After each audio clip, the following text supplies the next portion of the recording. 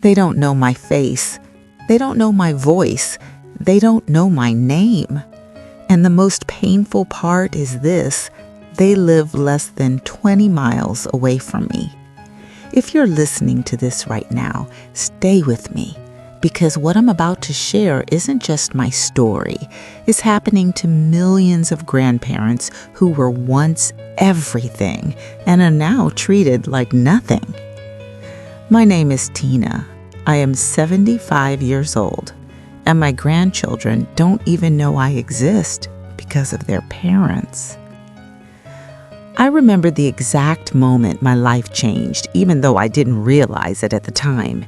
It was a Sunday afternoon, bright and warm, the kind of day that makes you believe everything will be okay.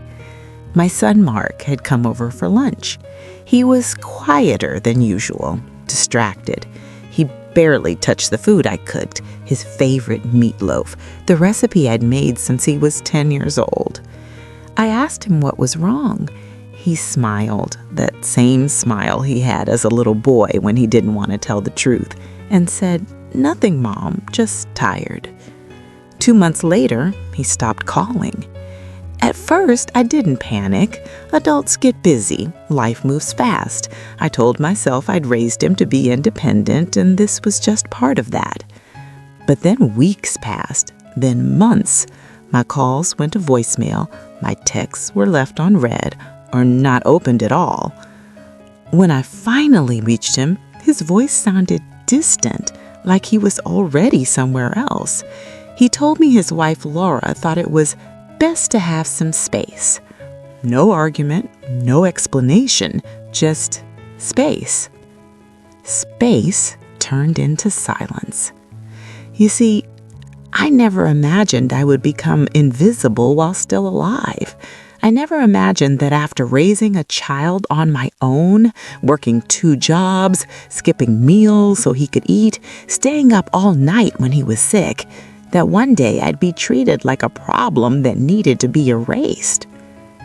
I met my first grandchild through a photograph, a blurry picture sent by mistake. It popped up on my phone one evening while I was watching television alone. A little girl, maybe 3 years old, missing her 2 front teeth, holding a stuffed bear. I stared at that photo for a long time before it hit me. That was my granddaughter. My hands started shaking. I zoomed in, tears blurring my vision.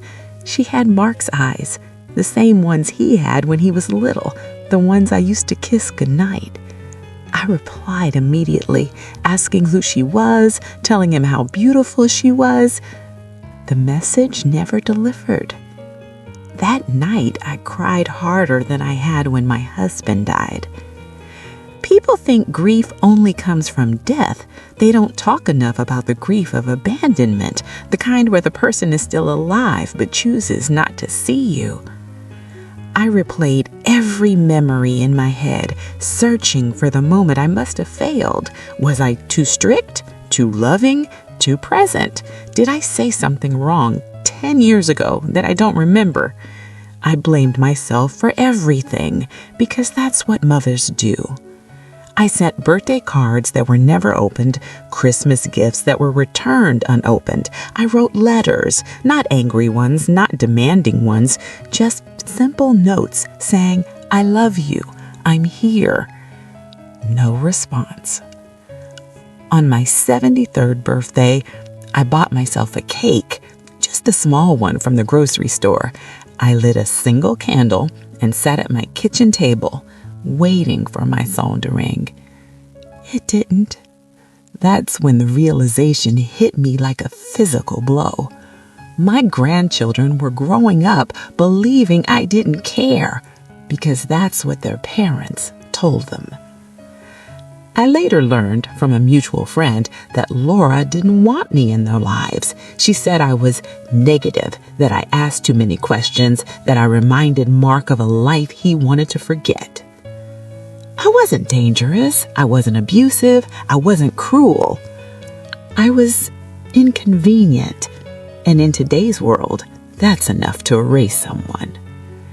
There's a special kind of pain in knowing your grandchildren might walk past you one day and never know you're their grandmother, that they might sit on Santa's lap and never know you used to sew Christmas stockings by hand, that they might cry themselves to sleep and never know there's someone out there who would give anything to hold them. I imagine them sometimes. I imagine my granddaughter asking why she doesn't have a grandma like her friends do. I imagine her parents saying something vague, something dismissive. She's not around. We don't talk to her. And just like that, I disappear. People say, why don't you just show up? As if it's that simple, as if I haven't already tried, as if love can survive restraining orders, blocked numbers, and doors that will never open. I went to therapy, I prayed, I begged God for answers. What I got instead was acceptance, slow, painful acceptance that sometimes love isn't enough. But here's what breaks my heart the most. My grandchildren are missing a whole history, stories about where they come from, photos of their father as a child, the truth about how deeply they are loved by someone they've never met. And their parents stole that from them.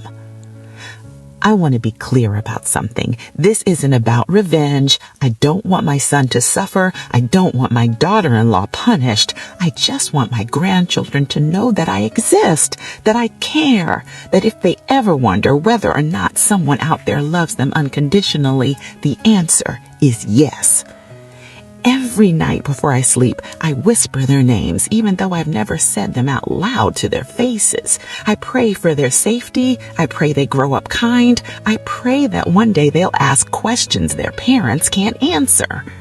Because children always grow up, and truth has a way of finding its way through cracks. Maybe one day a curious teenager will type my name into a search bar. Maybe they'll stumble across an old photo or a forgotten letter.